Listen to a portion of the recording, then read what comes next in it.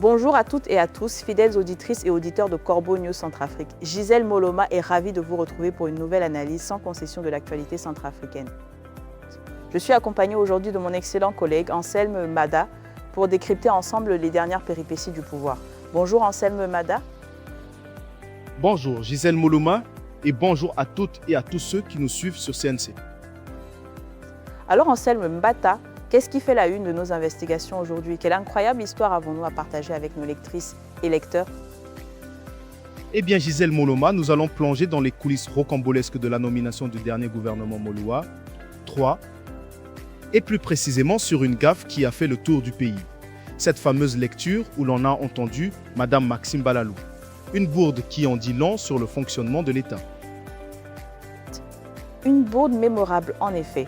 L'annonce du gouvernement Félix Moloa 3 a littéralement soufflé tout le monde par son caractère inattendu, surtout après cette modification de liste si précipitée qu'elle a laissé échapper un madame devant le nom de Maxime Balalou. Le CNC, à travers sa propre enquête exclusive, lève le voile sur les dessous de cette bévue. C'est assez édifiant, n'est-ce pas Anselme Mbata? Plus qu'édifiant, Gisèle Moloma, c'est désolant. On voit bien que la vie politique en Centrafrique semble se réduire à une succession de remaniements au sommet de l'administration. Chaque nouveau décret ne fait que reconfigurer le pouvoir, comme si la stabilité n'était qu'un concept lointain. Et bien sûr, tout le monde est aux aguets, espérant que les choix des ministres vont enfin donner une direction économique et sociale au pays. Mais on a l'impression que c'est une roue qui tourne sans fin, du premier gouvernement Moloa qui a posé les bases, au Moloa 2 qui a modifié les responsabilités, jusqu'à ce Moloa 3 qui était tellement attendu, paraît-il.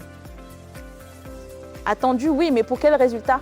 Le récent remaniement pour l'installation de ce gouvernement Félix Moloa 3 a carrément transformé le palais impérial en une véritable foire d'empoigne. Le début de ce troisième mandat, avec une situation économique plus que délicate, a créé une frénésie sans nom dans les couloirs du pouvoir. Des dizaines de soi-disant cadres, de politiciens et d'alliés se sont battus, usant de toutes les manigances imaginables pour s'assurer une bonne place, décrocher un portefeuille.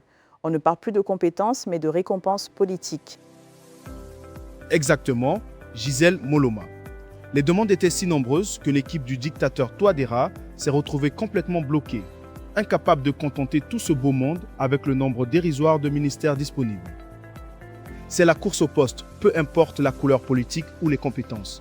Dans ce chaos de dernière minute, les décisions les plus importantes ont été chamboulées jusqu'à la dernière seconde avant la publication officielle. C'est l'improvisation à son paroxysme, une véritable honte pour les institutions. Une improvisation qui a eu ses victimes, Anselme Mbata. À l'origine, la liste officielle, celle rédigée sur papier, donnait le ministère du Commerce à Mme Jennifer Saraiva-Yanzer, qui avait déjà été ministre de la Culture. Tout était réglé, verrouillé pour son grand retour. Elle avait même reçu la confirmation directe et officielle des proches du dictateur. Et bien sûr, ravie de retourner aux affaires de l'État, elle avait déjà commencé à célébrer avec ses proches et ses soutiens. Quelle naïveté! La pauvre, elle ne savait pas qu'elle dansait sur un volcan.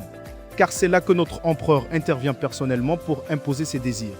Maxime Balalou, qui tenait le poste stratégique de ministre de la Communication et porte-parole, s'était donné corps et âme pour défendre le régime.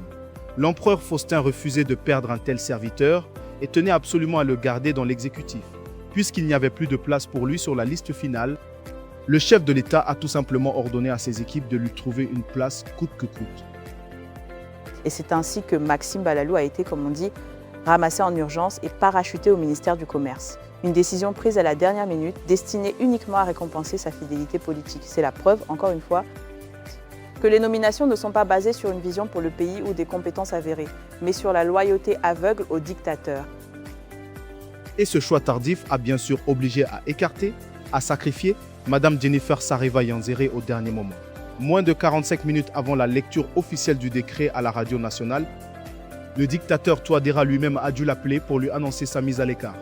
Il lui a demandé de rester calme, de digérer la nouvelle et d'attendre une prochaine opportunité. Des mots creux, n'est-ce pas Gisèle Moloma? Elle a accepté, ouvrant la voie à une modification ultra rapide et totalement improvisée du document officiel. Une improvisation qui a tourné à la farce, Dans la panique générale et la précipitation, les secrétaires de la présidence se sont contentés d'effacer le nom de Jennifer Saraiva Yanzer pour y mettre celui de Maxime Balalou. Mais l'équipe technique a commis une erreur grossière. Elle a oublié de supprimer le titre de civilité qui précédait le nom initial. Le mot « Madame » est resté bien visible sur le papier officiel.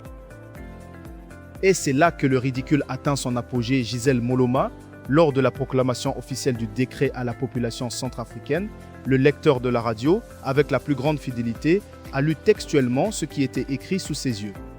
Il a donc officiellement et publiquement nommé un homme au poste de ministre sous l'identité de Madame Maxime Balalou. On croit rêver si ce n'était pas si grave pour la crédibilité de l'État. Une histoire à dormir debout, Anselme Bata, et un fiasco qui en dit long sur la désorganisation et l'amateurisme qui règne au sommet. Cet article nous a été proposé par Alain Zilo. Absolument, Gisèle Moloma. Et pour toutes vos informations, vos témoignages, n'hésitez pas à contacter Corbeau News Centrafrique. Notre numéro de téléphone et WhatsApp est le +2 36 70 16 44 65. Merci de votre fidélité et à très bientôt.